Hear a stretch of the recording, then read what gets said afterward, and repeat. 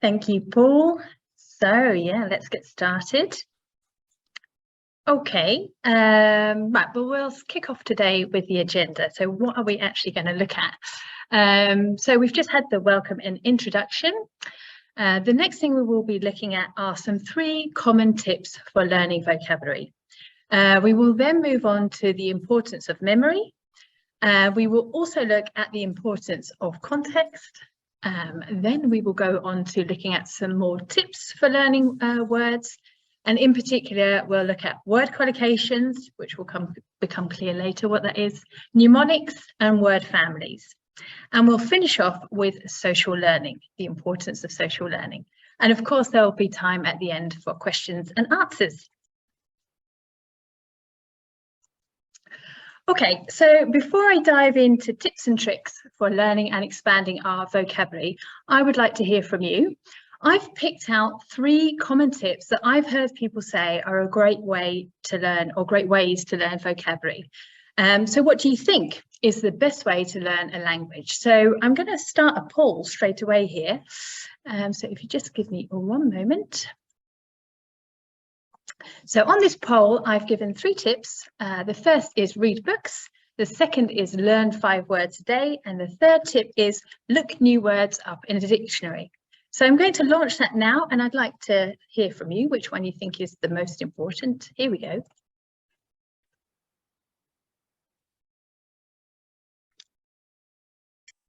Oh, okay, fascinating. Oh, yeah, it's jumping to different ones. Oh, okay. Just give it a few more seconds to see some more results coming in. Now, it's quite actually equal between the read books and the learn 5 words a day. I'm gonna end the poll now and share the results. So this is what we've got. We have 43% of you said that reading books is really important. 32 said learn 5 words a day, and actually we also had the looking words up in a dictionary, a few who thought that that was important too. Well, I think we can agree that actually all of these tips are pretty important. Probably even better to do them all together. But let's take a closer look at each one to see what the real benefits are to them and what maybe are the disadvantages. Oh, so, okay, so the first one, read books. So a lot of us say at the start of a new year, like for our New Year's resolution, I'm going to read more books. But in a world with so many resources and texts to read, there's often just not enough time to do so. So sometimes we just don't have enough energy to sit down and read a book, especially in a second language. But in fact, any kind of reading is good. It's really useful. You don't necessarily have to start with the works of Shakespeare. In fact, if you're interested in reading or an article, it really helps to solidify or sink words into your head. So why make life harder for yourself by reading things that don't interest you? So actually that is one of the key tips here. Number 1 tip is pick something that you like. It's also a good idea maybe to pick something that's connected to your field of work, or maybe just fun things that you like to do in your free time, like your hobbies. So the first tip is really choose something you're interested in. The second tip, which I kind of went to then, was to keep it short. So you don't have to read a difficult book, a long book. Sometimes that can overwhelm you.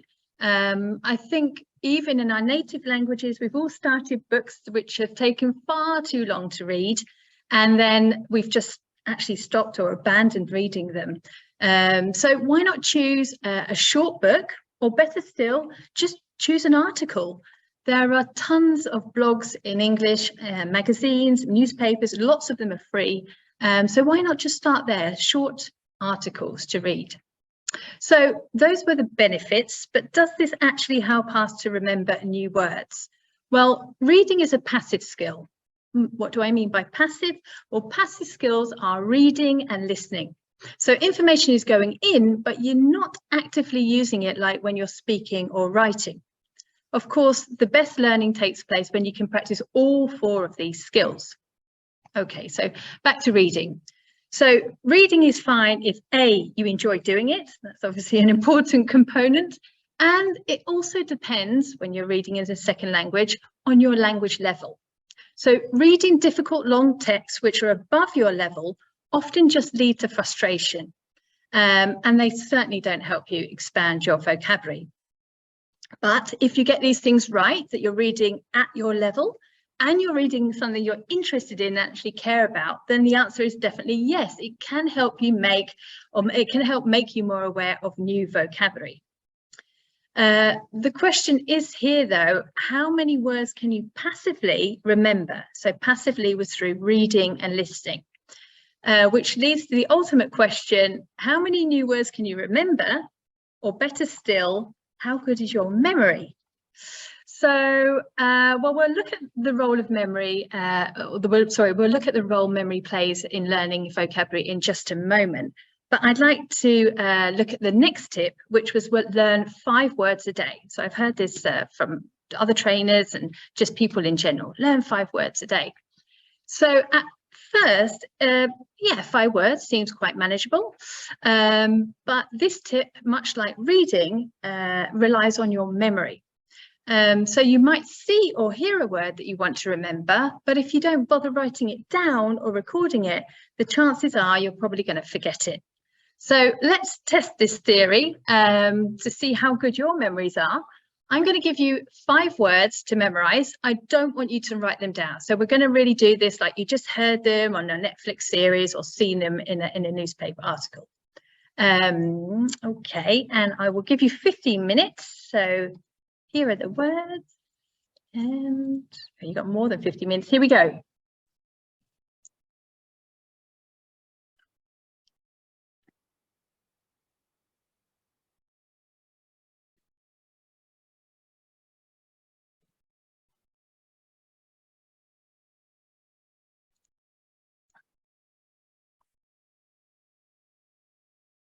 Okay, that was it. So we'll come back to see how good your memories are in a little while. So to really get the most out of the first 2 tips, it's recommended that you write things down. I think that we can all agree that that's going to help you learn things quicker, especially if you write them down as soon as you meet them or you come across them.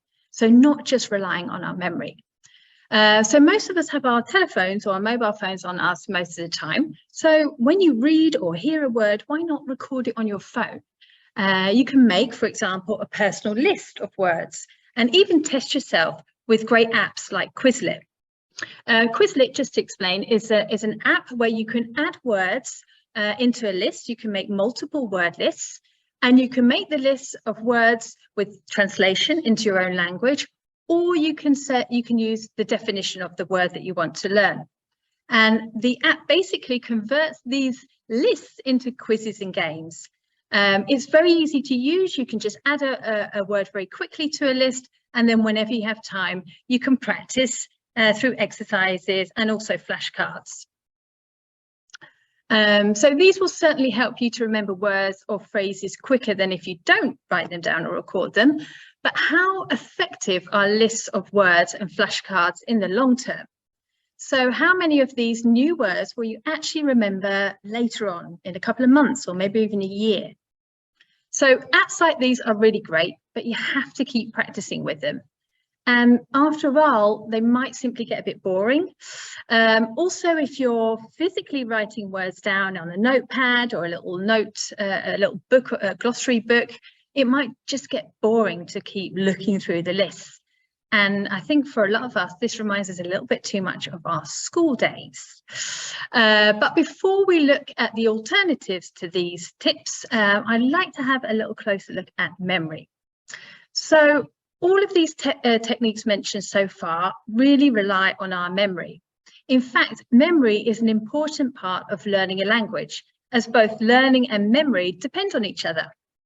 It might be therefore a good idea now to pause here and take a little bit of a look at how we use our memory to learn more words or to learn words.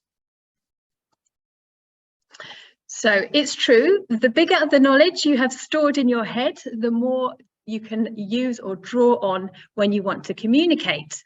So when we first meet a language or a new word or an item, we often use what we call our sensory memory or sensory organs. So that's seeing, hearing, and touching, or movement.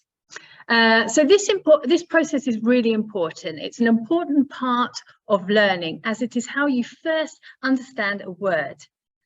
So how you first see or hear it. And actually, we move this sensory memory into what we call our short-term memory. So yeah, we might hear a word or see a word, but again, how often have you heard a word only to forget it literally hours later? Well, one good tip is try and use it, as they say, use it or lose it. So that would be maybe nice to be able to do. If you hear a word, to see if you can use it as quickly as possible, depending or if you come into a situation where you can use that word. Okay, so well, short-term memory is actually similar to sensory memory. So when you see or hear a word again, you're triggered. I know that word. You might recognize it, but maybe you can't remember what it means. So by the way, here our short-term memory can only store 7 new items at one time. But all of this, the sensory and the short-term memory, they're all a really important part of the journey to move things that we've encountered or seen or heard to our long-term memory. So at the beginning of the webinar, we had the third tip, which was to look a word up in a dictionary. By the way, there are loads of free English dictionaries, or quite a few free English dictionaries online, but actually the best one for English learners of English is the Oxford Learners Dictionary. So looking words up is a great example of how our short-term memory can be used. So we have the sensory memory, we've taken time to look it up, it's now solidified or stuck in our short-term memory. We know what the word means, but again, how do we move that to the next stage, to our long-term memory?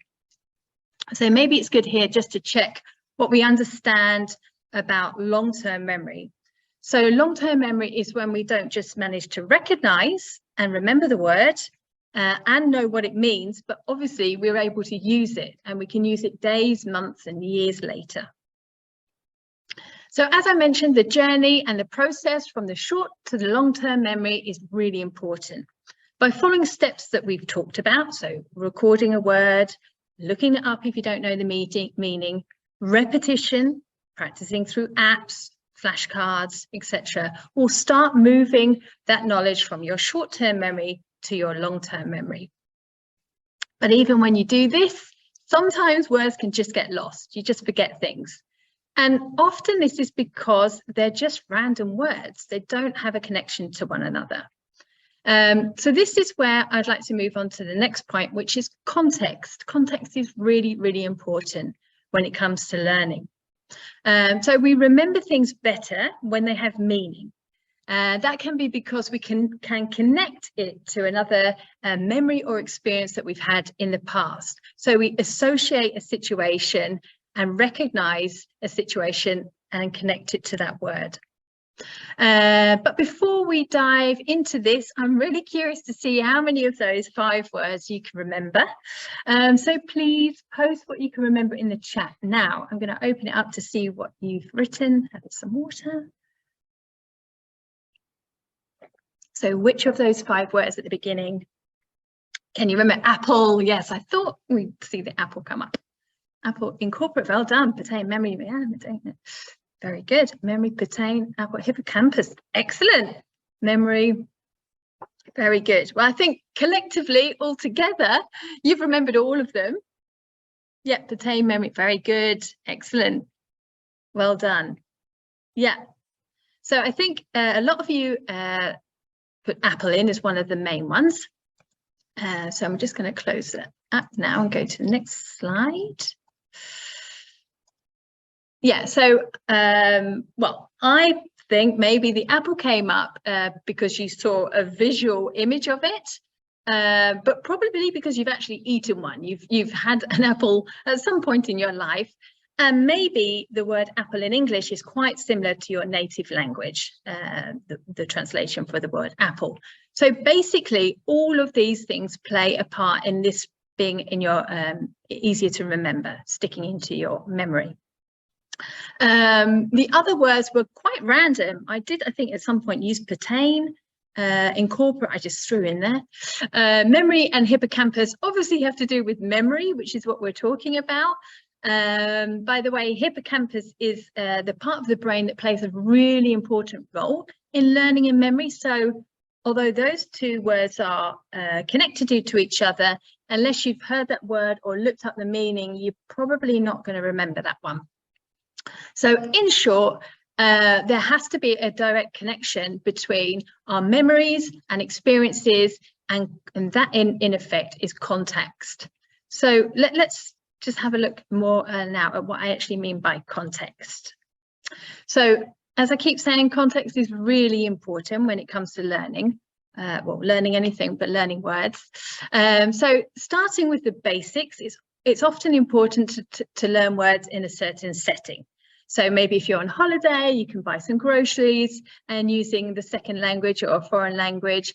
It might be if you're visiting a museum, you can test out some phrases or doing some shopping. In fact, that's really when learning takes place. So we're doing and we're experiencing in a real life situation. So often understanding happens when you recognize the context and you can practice within it.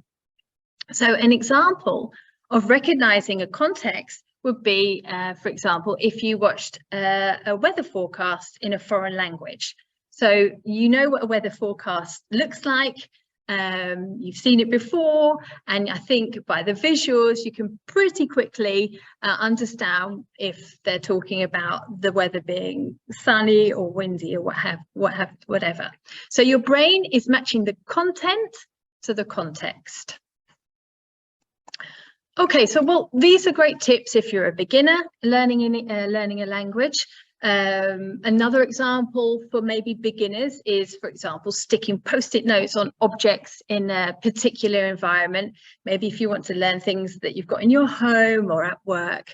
But what about if you are a higher level and actually if you want to be more specific in what you want to learn? So maybe it's business English that you need to learn, business or sector related vocabulary, words that you need in your field of work. Well, the answer is, again, context is really important. So one trick is that you can think of a situation or a topic that you want to learn words around and think of all the words that jump or spring into your mind when you think of this topic. So, for example, you can make a mind map or a word cloud, I think people call it as well, and you can choose a topic that you're interested in and look up and basically write down all the words associated with it. So just going back to our memory, mind mapping is really great because it's visual, you're actually physically creating it yourself. So again, you're using your sensory memory and moving it to your short-term memory. Oh yeah, my little eye there. So, well, we're going to have a go at that now. We're going to take the topic of meetings. And I'd like you just in the chat to write any words that pop into your head when I say, or when you think of the word meeting. So I'll open the chat. So what do you think of when you think of the word meeting?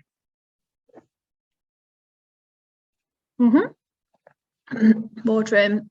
Minutes, teams, connect, teams, talking, yeah. Brainstorming, that's excellent, yeah. Maybe that's something you need to do in your own job, a lot of brainstorming meetings. Colleagues, yeah. The minutes, the agenda, so what's on what you're going to talk about, the chairperson, that we'll probably say these days. Oh, clock, maybe time. Postpone, brilliant. So these are really great words. So these are all words that also come into my mind. Yeah, flip over pens, boring. Yeah, sometimes can be, maybe too long. Okay, excellent. Thank you very much. Yeah, so yeah, basically meetings, immediately we have all these associations and words that pop up into our mind. So this is great. We're now being more specific. We're thinking about a topic and all the words associated with that.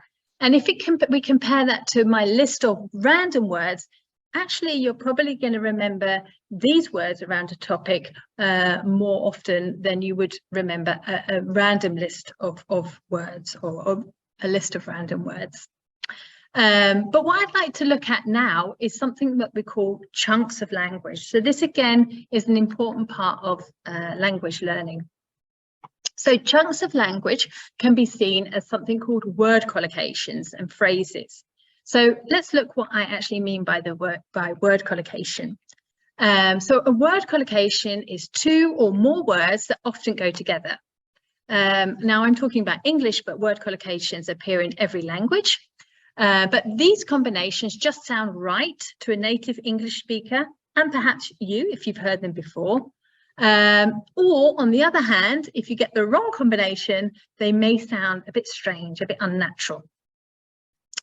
So I'd like to go back to you again. Oh, sorry, no, I'll just run through a few examples. So these are some examples of what we call natural word collocations. So these are just basic examples. We talk about a fast train. We talk about fast food. I'm sure we all know that, McDonald's, Burger King, etc. We talk about a quick shower, and we talk about a quick meal. Now, on the right-hand side of the slide, you can see I've turned it around. I've got a quick train and quick food. Well, that's just an unnatural combination or word collocation. And below, you can see also an unnatural combination, a fast shower, a fast meal. And what's a bit odd with word collocations is actually fast and quick are synonyms. So they're nearly similar, but yeah, we just don't use them in this combination. So word collocations sound natural or unnatural, and they are generally combinations of words or a few words. So before we look at how to learn them, again, over to you. I'm going to do the second poll for today, and like to hear if you think there are any rules to learning word collocations. So obviously with language, with grammar, there are lots of rules.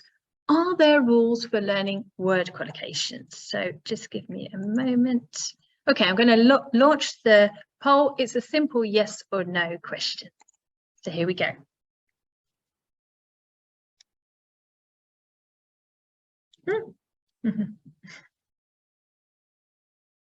Oh, it's neck and neck. So what I mean by that is it's really close. It really is. Oh. Some patience, see if anybody else. We've got quite a lot of people answered. It is really, really close. We have, oh, I can actually show you, can't I? Sorry, let me just show the results. So as you can see, we have 52% say yes and 48% say no. So let's see who's right.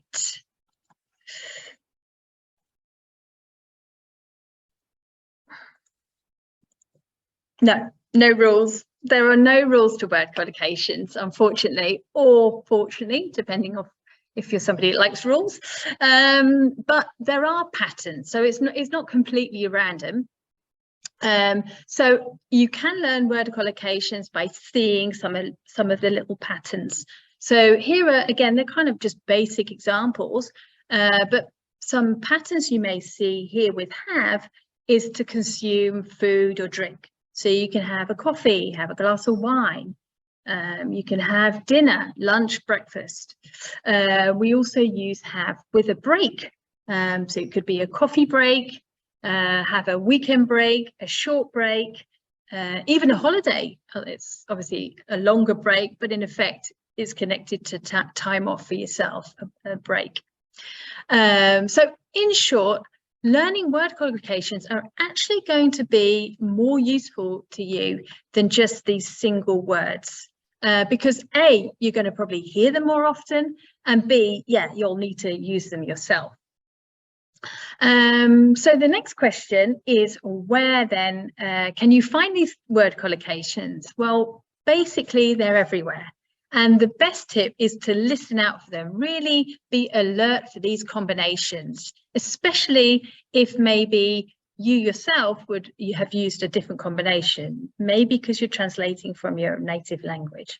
So you can see them on Netflix, on your favorite series, or TV, if it's an English spoken series.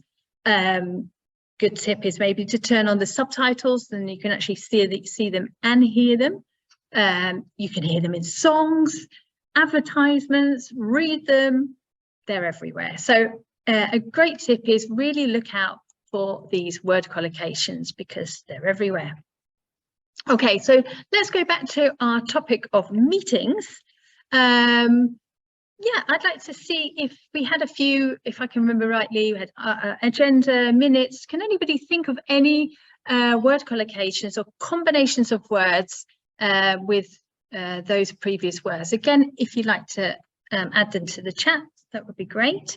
So any word collocations or combinations of words with regards to meetings or sitting in a boardroom, for example. You could be organize a meeting. That's a nice one. Take notes, plan a meeting. These are all great examples. Yeah. Okay, so I'll show you my ones. So first of all, I've got just simply collocations or word combinations with the word meeting.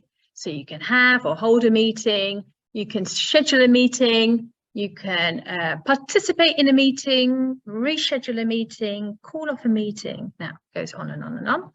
And just like we had in the chat, we had some nice examples there. You can also think about word collocations around the subject of meetings. So send out an invite, take the minutes or send the minutes afterwards, set the agenda. So these are all phrases and word collocations. Okay, well, if you do this, going back to our tip before, why not make a mind map of useful phrases? So you can think of a topic that you find interesting and again, have something visual. So this is an example I've made.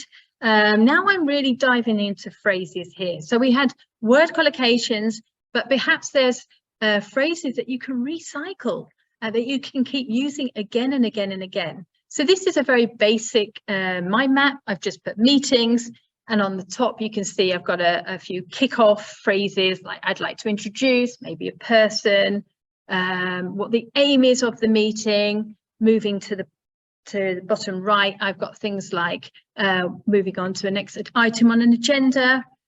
Maybe you have meetings where you have to come to a decision together.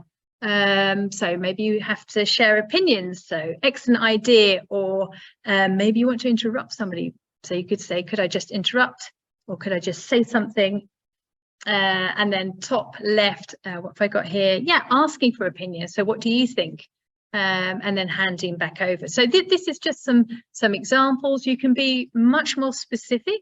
You can have subheadings, and actually you can use this around any topic. It can be quite broad, quite wide, like emails, negotiations, meetings, or it can be really, really specific. So a project that you're working on or anything that you find useful. So word collocations, combinations of words and phrases. And again, as we said before, this really helps with the sensory memory and the connecting to your short-term memory and ultimately your long-term memory. Okay, so far we have looked at some common tips like reading, making glossaries or word lists. We've looked at using apps to play games. You can learn with digital flashcards, with the Quizlet I mentioned earlier. You can look words up in a dictionary to find out what they mean. And we've also looked at the role of memory, so how it is triggered through context, especially when we've experienced it before. And ultimately, as I keep saying, moving that new language from short-term memory to long-term memory. We also looked at chunks of language, of course, word collocations and phrases and how important that is. So I'd like to move on now to some other tips. So I think we can safely say at this point that memory is really important when it comes to learning a language. But how can we help our brains to remember new language? Well, that's where mnemonics are really handy. I love the translation for this. In Dutch, we call it donkey bridge. But in English, we use the word mnemonics. So mnemonics basically first works by putting language into bite-sized bits. And secondly, it makes language more memorable by using patterns. The other way we help, mnemonics help us remember things, is by using patterns, so patterns that we can remember. And lastly, it really works well when we use examples which are quite funny or a bit strange. So mnemonics are really good to store this information from short to long-term memory. So I'm just going to give you two examples here. So this is an example of a pattern. So I've taken the acronym fanboys. So acronym basically is a word with the letters standing for different words. And fanboys basically stands for different conjunctions that we use in English. So just to explain that, conjunctions are linking words that we use in everyday speech, like but, because, and.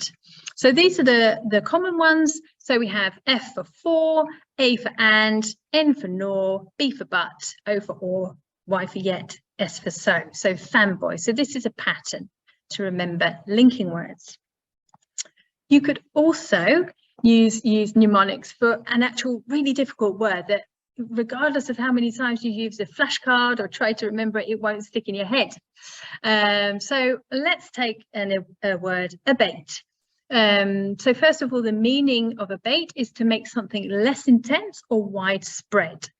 So you can maybe look at the word and see what it says to you. So when I see this word, abate, it looks and sounds to me like bait. So bait is something you put down to catch things. It could be a mouse or a rat or fish.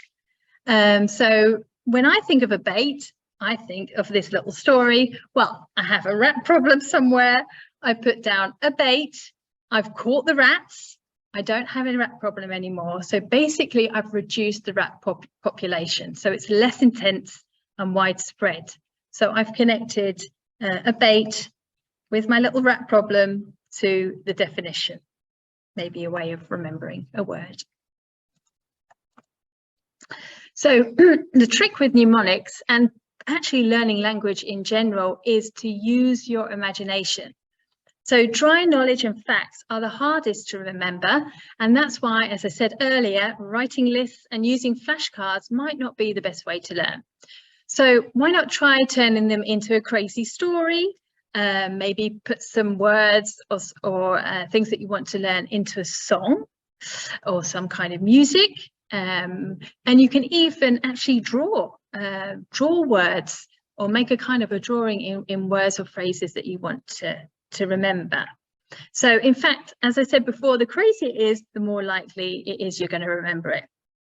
Again, these techniques also engage our senses, because we're linking our memory and experiences to information which we can better remember. There's also been studies, by the way, that have shown that drawing is actually better at helping information stay in our memory compared to activities such as reading and writing. And this is because a person processes information while they're doing it in different ways. So they're looking at it visually, they're making it themselves, so kinesthetically through movement and touch. And lastly, they're connecting the meaning of the word into your mind, into our minds. So why not tap into your inner artists and try this out?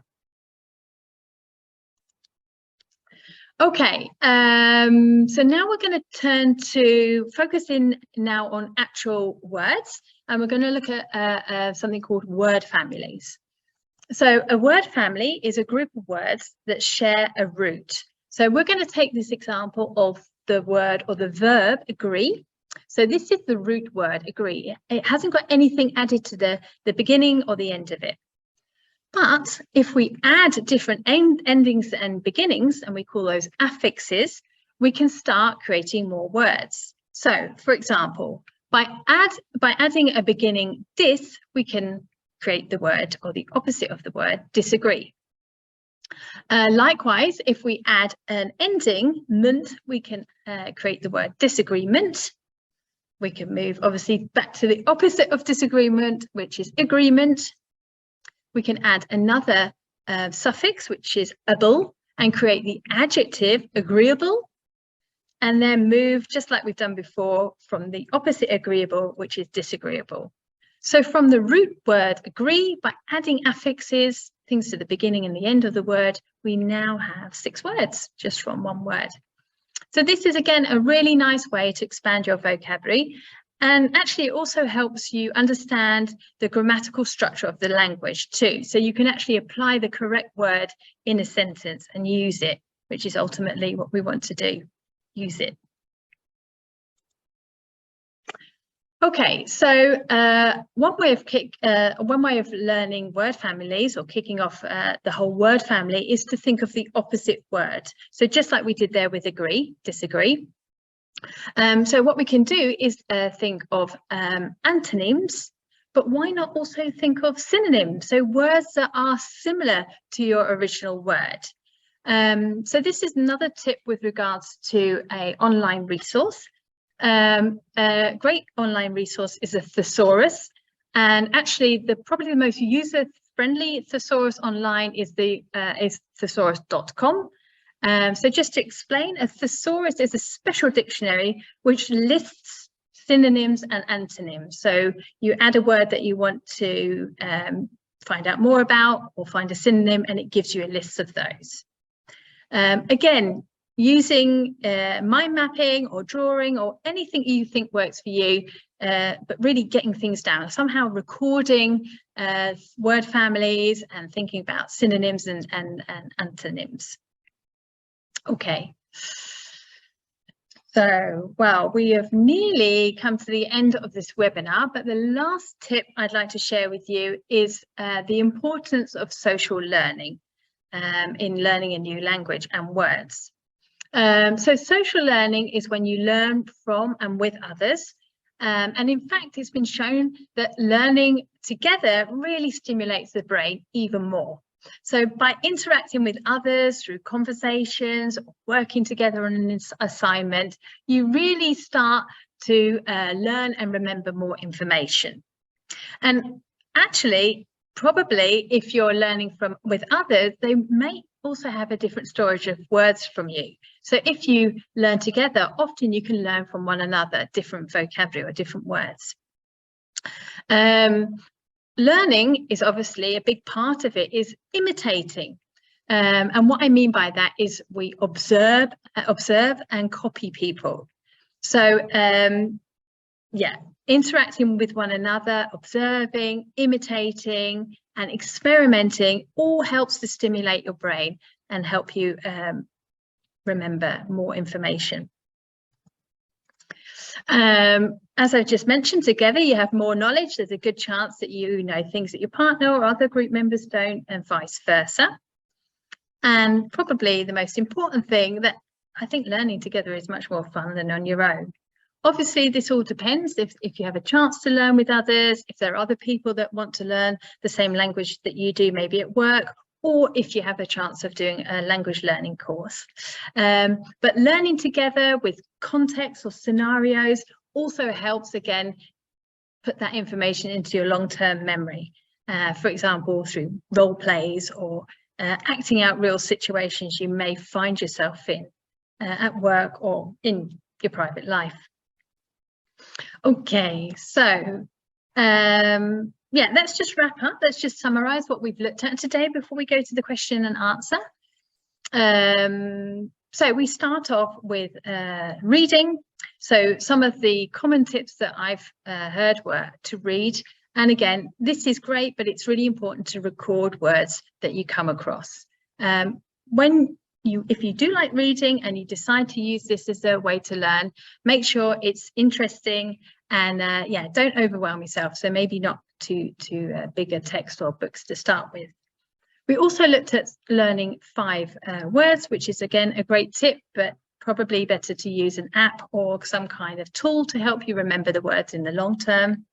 And I think it's important, obviously, to know what the word means. So a good tip there was to look it up. We also moved to memory. So in order to understand how we can remember words, it's important to understand the whole path or the whole journey from sensory to short-term to long-term memory. And really a lot of that happens through repetition. Context we also looked at as well was really important. So connecting that context or things that we've experienced before to the content that we want to learn now. And we also looked at the importance of chunks of language, or what we call word collocations. So combinations of words or even short phrases that you can remember. Some last areas we looked at were word families, so building on these words so you've got more and more words from just one. And if you're finding it really tricky, if there's something in particular you can't seem to remember, why not use mnemonics? So something funny, or maybe a pattern that helps stick in your mind that you an item or a word that you want to learn. And I think, and also social learning from one another is also really important if you have a chance to do that. I think the last point I really would like to make, though, is to find what works for you. So these are loads of different tips, and I would say you don't necessarily have to do all of these. In fact, you're probably better off choosing a couple that you think works for you.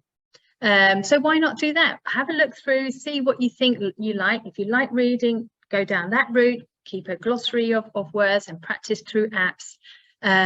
Or maybe you're an artist and you have your inner artist to tap into, so you can make some kind of diagram or image around different words. So really find what works for you and what fits your preference of learning.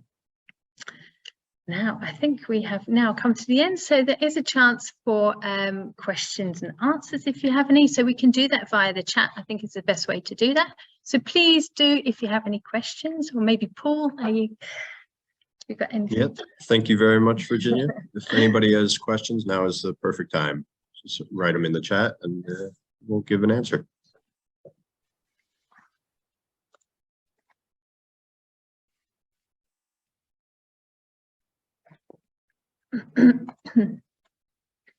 No questions. So Virginia, the first one is if you have a website to recommend. Yeah, great. That's a great question. Actually, the three that I mentioned, I've actually put into this PowerPoint, and we will be sharing this to all of you after the webinar. So you will all receive at least the three I mentioned. So that was Quizlet, which is an app that you can use. The Thesaurus, which is a dictionary of synonyms and antonyms, and the Oxford Learners Dictionary, and that is a wealth of knowledge. That's a really good resource. By the way, on that you can see not just the definition of the word, but also those word collocations. I would say a good start is those three. Yeah. Great. Any other questions?